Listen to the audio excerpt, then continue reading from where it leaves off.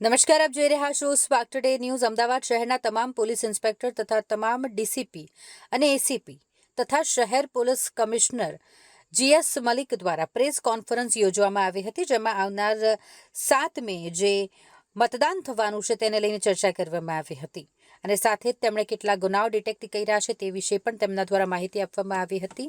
આમ ખાસ વાત કરીએ તો અમદાવાદ શહેરમાં પોલીસ દ્વારા પ્રેસ કોન્ફરન્સનું આયોજન કરવામાં આવ્યું હતું, જેમાં આગામી મતદાનને લઈને તેઓ દ્વારા વિશેષ જાણકારી પૂરી પાડવામાં આવી હતી.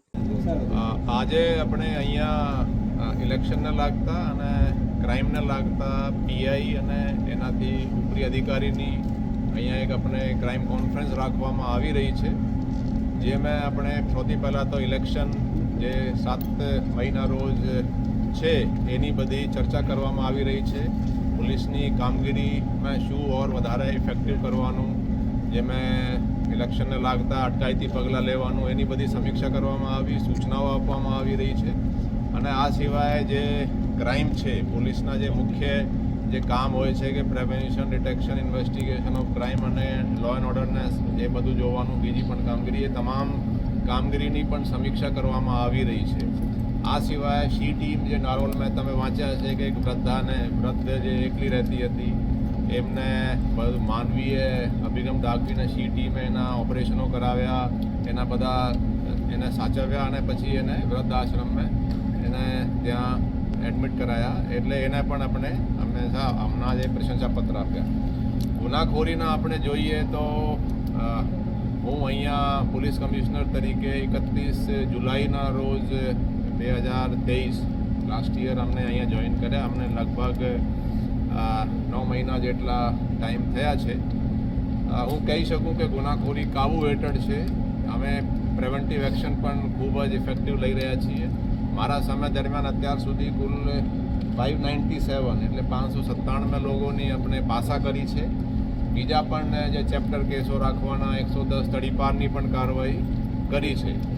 હમણાં જોઈએ તો આ વર્ષની આપણે સમીક્ષા કરતા હતા કે જે 3 મહિના થયા છે, ચોથા મહિના અત્યારે ચાલે છે, તો ગુનાખોરી પણ કાબૂ હેઠળ છે. તમામ મોસ્ટ ઓફ ધ હેડ્સ હેઠળ આપણે હું કહું, દાખલા તરીકે ખૂન જે છે એમાં 46% ઘટાડો છે 3 મહિનાના ચાલુ વર્ષના, અને આપણે સરખામણી વર્ષના જોઈએ અત્યારે 17 ગુનાઓ થયા છે. ગયા વર્ષે 3 મહિનામાં 32 હતા.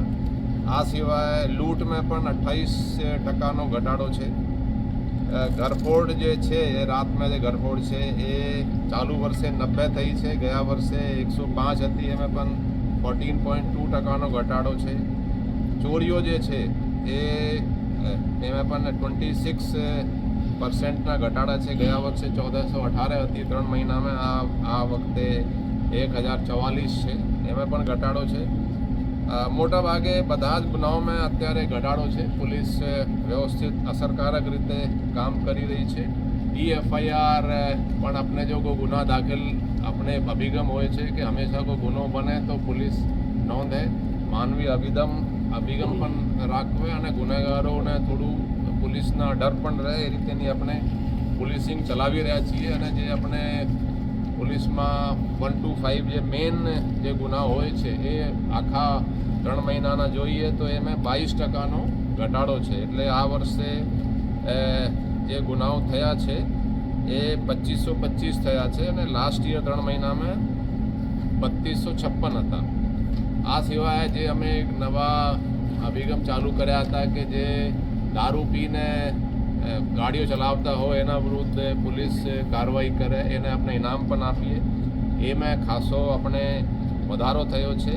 એ લાસ્ટ યર 3 મહિનામાં 87 હતા, આ વખતે 283 છે, એટલે 225% આમે પ્રોએક્ટિવલી પોલીસે કામ કર્યું છે. હવે જુઓ કે જો દારૂ પીને કોઈ ગાડી ચલાવતો હોય, એ કદાચ પોતે એક્સિડન્ટ કરે, પોતે એને ઈજા થાય અથવા કોઈને બીજાને એક્સિડન્ટ કરે, એ પણ એ રીતે આપણે પોલીસિંગ કરી રહ્યા છીએ. એકંદરે ગુનાખોરી પણ કાબૂ હેઠળ છે. સાહેબ, 10 વર્ષથી ઉપર કદાચ નાસ્તા ફરતા આરોપી હોય 302 કેવા કેટલા આરોપીની ડિટેક્ટ કર્યા છે? નાસ્તા ફરતાની પણ અમે ખાસ ડ્રાઈવ ચલાવી રહ્યા છીએ.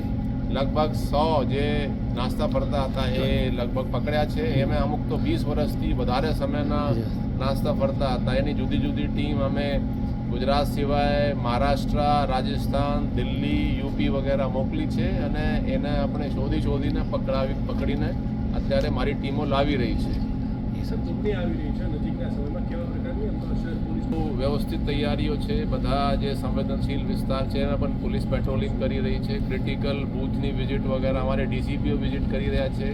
અમે પણ ઘણા બધા બૂથોની મુલાકાત લીધી છે. ટૂંકમાં આપણે કહી શકીએ કે આપણે બધી જે આજની મીટિંગ છે જે મેં અગાઉ કીધું કે પહેલાં તો આ ઇલેક્શનની સમીક્ષા એમાં પોલીસ જે છે ને વિઝિટ બૂથની વિઝિટ કરવાની, એની કોને કેટલી વિઝિટ કરી, ક્રિટિકલ બૂથ, વલ્નરેબલ એરિયા જે છે, આ સિવાય જે ઇફેક્ટિવ ચેપ્ટર કેસો મૂકવાના, અટકાયતી પગલાં લેવાના, પાસાની કામગીરી, તડીપારની કામગીરી. એટલે ટૂંકમાં આ છે કે ગુનેગારો ઉપર થોડું પોલીસનો અસર રહે અને ડર રહે ગુનેગારોને. તો એ રીતેની આપણે પહેલાં ચૂંટણીની સમીક્ષા કરી. આ પછી જે અને ખાસ કરીને એ પણ આપણે જોઈએ કે પોલીસ કોઈ બર્કિંગ તો નહીં કરી રહી, એટલે ગુનો બનતો હોય અને ગુનો દાખલ નહીં થતો હોય એ પણ આપણે બિલકુલ ઈચ્છતા નથી. ટૂંકમાં આ છે કે હાલમાં કહી શકીએ કે પોલીસ ખૂબ જ સારી રીતે કામગીરી કરી રહી છે અને ગુનાખોરી કાબુ હેઠળ છે. એકંદરે કોઈ એવા કોઈ ઇસ્યુ નથી કે સ્પેસિફિક. તો આમાં જैसे બળાત્કારના ગુનાઓ જોઈએ તો એમાં 15% ઘટાડા છે, 15.6% ઘટાડો છે. અપહરણ 13% ઘટાડો છે.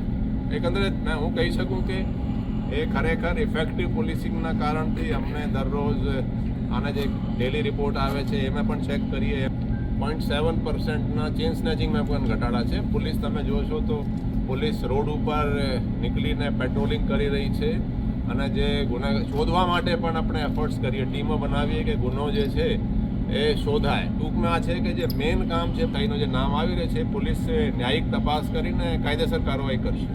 સર જો એ પકડાય નહીં તો બીજા ત્રીજા ગુનો કરે, એટલે શોધવાની પણ આપણે એફર્ટ્સ કરીએ. અને તમામ મારી જે ટીમ છે, DCP, PI, PSI, joint commissioner, બધા જ ક્રાઇમના જે ટોળકીઓ હોય છે એ મોટા ભાગે ગુજરાત બહારની હોય છે. આપણે હવે જ્યારે કોઈ એ મેસેજ આવે, આપણે હું જનરલ જાહેર જનતાને પણ જણાવવા માગું છું કે કોઈ આવે કે આપણે આમ લોટરી લાગી છે, આમ મળી રહ્યો છે, તો એ જુઓ કે કોઈ ફ્રીમાં ચાય નથી પીવડાવતું, તો શા માટે આ જે તમારી લોટરીનો મેસેજ આવે છે, કોઈ પણ એવી લિંક ઉપર ક્લિક કરવું નહીં.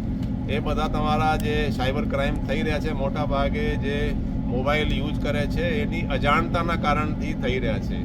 તો એ થોડું આપણે અવેરનેસ, સાયબર ક્રાઇમથી અવેરનેસ પણ આપણે ઘણી બધી સ્કૂલો, કોલેજોમાં જઈને એ પણ આપી રહ્યા છીએ.